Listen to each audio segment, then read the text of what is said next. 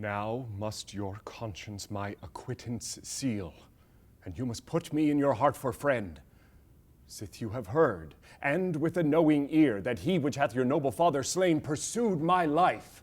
Well appears.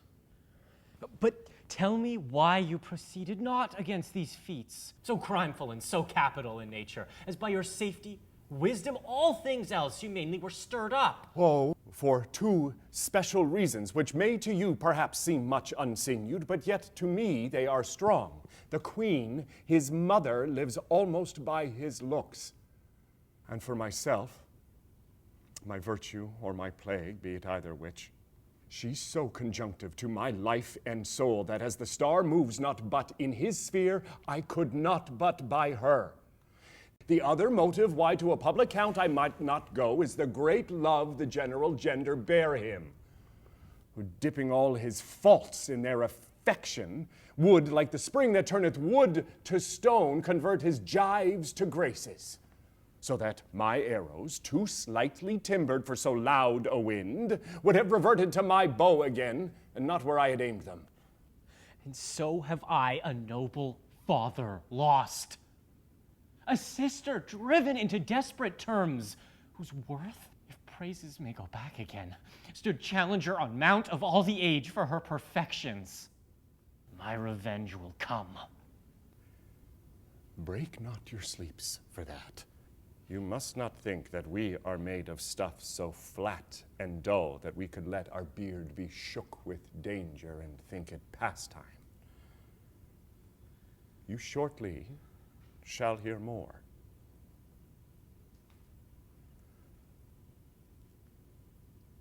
I loved your father, and we love ourselves, and that, I hope, will teach you to imagine. How now, what news? Letters, my lord, from Hamlet. This to your majesty. This to the queen.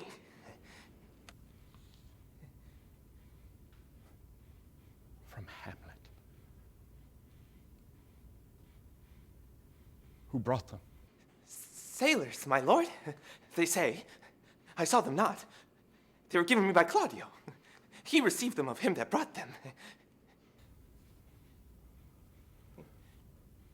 Laertes, you shall hear them. Leave us.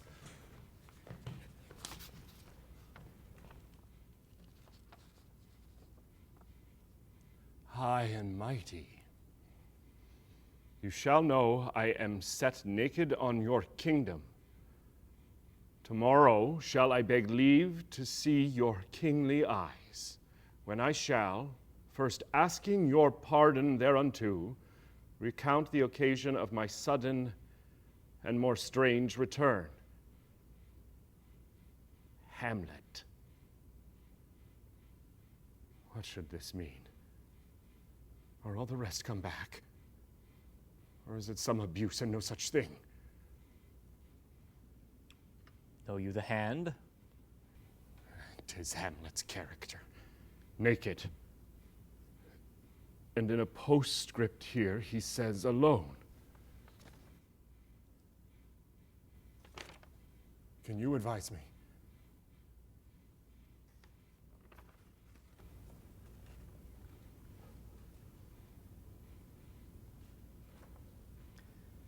I am lost in it, my lord.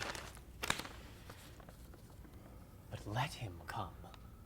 It warms the very sickness in my heart, that I shall live and tell him to his teeth, "Thus didst thou!" If it be so, Laertes, how should it be so? How otherwise? Will you be ruled by me?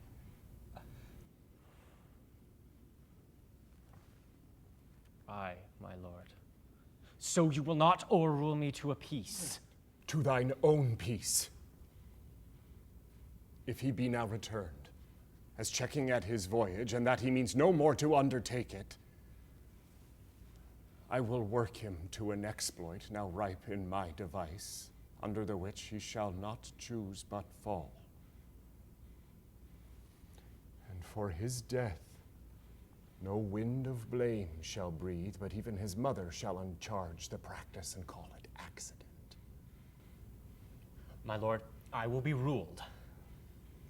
The rather, if you could devise it so that I might be the organ. It falls right. You have been talked of since your travel much, and that in Hamlet's hearing, for a quality wherein they say you shine. Your sum of parts did not together pluck such envy from him as did that one, and that in my regard of the unworthiest siege. What part is that, my lord? A very riband in the cap of youth, yet needful too, for youth no less becomes the light and careless livery that it wears than settled age his sables and his weeds, importing health and graveness. 2 months since, it was a gentleman of Normandy. I've seen myself and served against the French, and they can well on horseback, but this gallant had witchcraft in't. He grew unto his seat, and to such wondrous doing brought his horse as he had been encorpsed and demi-natured with the brave beast.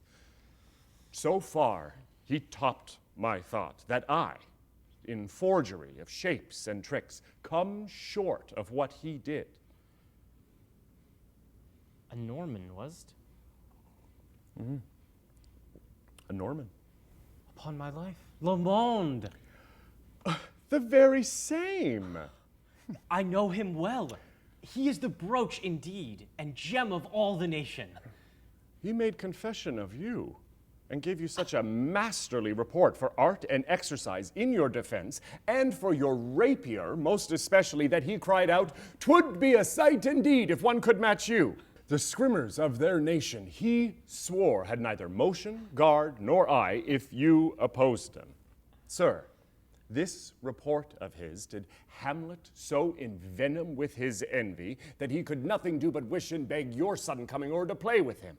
Now, out of this— What out of this, my lord? Laertes, was your father dear to you?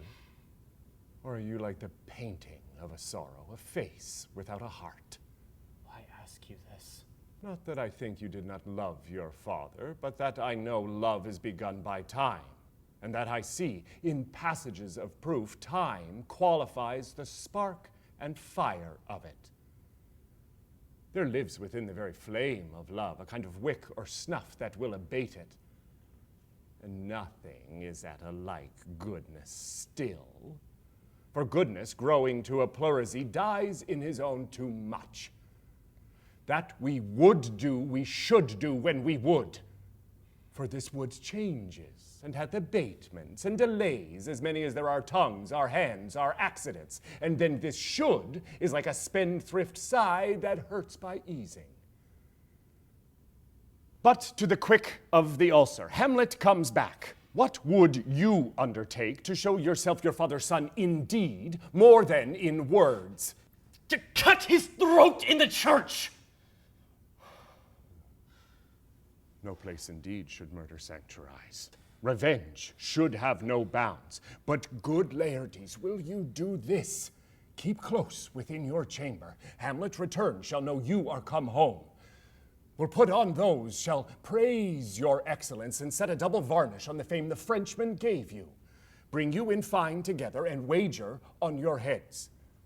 He, being remiss, most generous and free from all contriving, will not peruse the foils.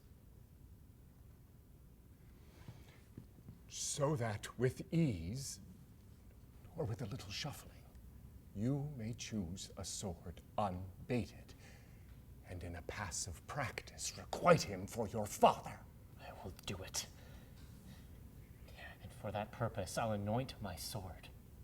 I bought an unction of a mountebank, so mortal that but dip a knife in it, where it draws blood. No cataplasm so rare, collected from all simples that have virtue under the moon, can save the thing from death that is but scratched withal.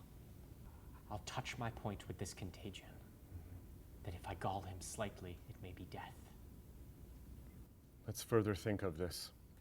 Weigh what convenience both of time and means may fit us to our shape.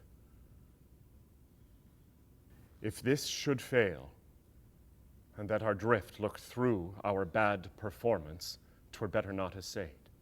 Therefore, this project should have a back or second that might hold if this should blast in proof. Soft. Let me see. We'll make a solemn wager on your cunnings.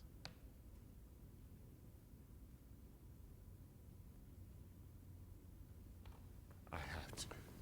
When in your motion you are hot and dry, as make your bouts more violent to that end, and that he calls for drink, I'll have prepared him a chalice for the nonce, whereon but sipping, if he by chance escape your venomed stuck, our purpose may hold there.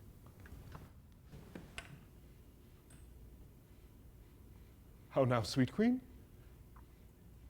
One woe doth tread upon another's heels, so fast they follow. Your sister's drowned, Laertes.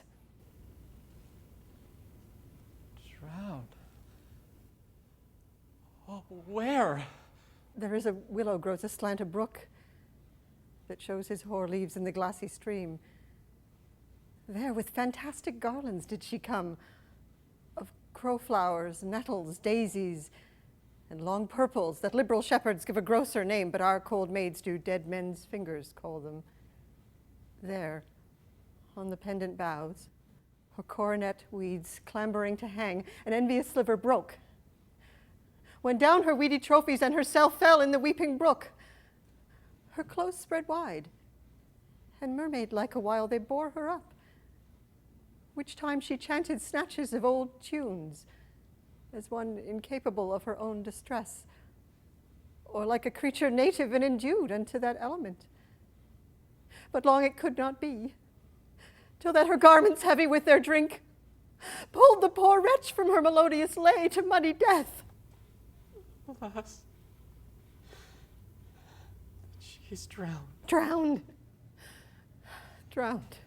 Too much of water hast thou, poor Ophelia. Therefore I forbid my tears.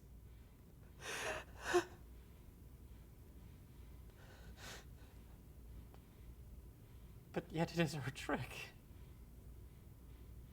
Nature her custom holds. Let shame say what it will.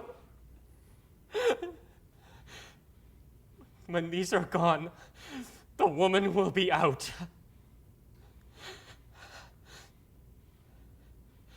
Adieu, my lord. I have a speech of fire that fain would blaze, but that this folly drowns it. Let's follow, Gertrude. How much I had to do to calm his rage. Now fear I that this will give it start again. Therefore, let's follow.